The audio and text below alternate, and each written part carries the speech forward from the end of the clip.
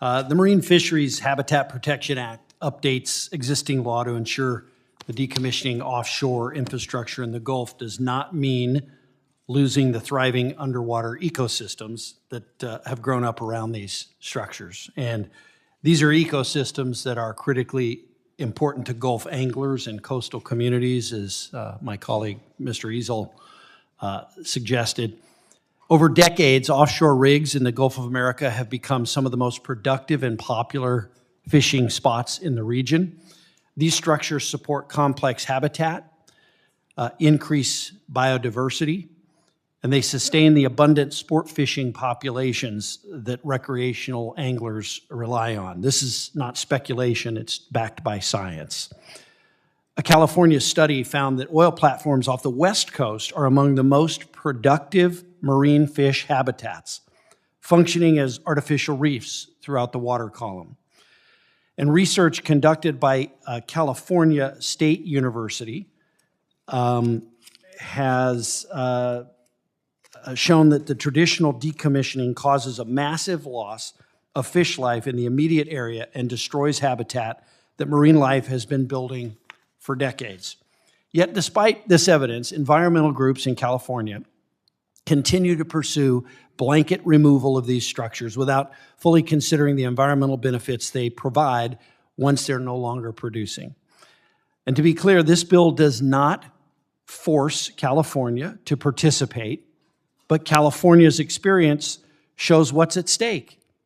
By choosing blanket removal, they're missing an opportunity to preserve proven habitat and fisheries that Gulf states are working to protect through science-based policy. Opponents of this legislation, some of whom we'll hear from later today, argue that leaving these structures in place causes environmental harm or creates a loophole for oil and gas companies to avoid decommissioning. That argument ignores what the bill actually does. The bill does not shortcut the process, it strengthens the process. It enhances coordination between federal and state partners, and it applies only to eligible structures. And it ensures science-based review before any reef or reefing decisions are made. Director, does anything in this bill shortcut existing environmental review or, in your view, increase the environmental risk posed by these structures? Thank you for that question. So the rig, in reviewing this bill and knowing about the existing rigs to reef process that we go through, it appears to me that all of the reviews that are conducted now will continue to be conducted through this new process.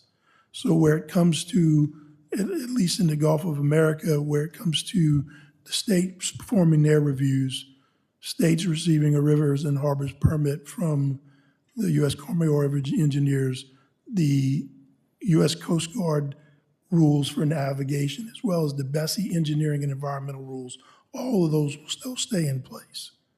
So I haven't seen anything that is contrary to the existing process. Right. So at the end of the day, this bill ensures that responsible decommissioning doesn't come at the expense of the fishery resources and access that Gulf sportsmen depend on. The Rigs to Reef program is critical for Gulf states' economies, and they can continue to be a blueprint for other states with aging offshore assets. Do you agree with that? I agree. Great. Thank you, Mr. Chairman.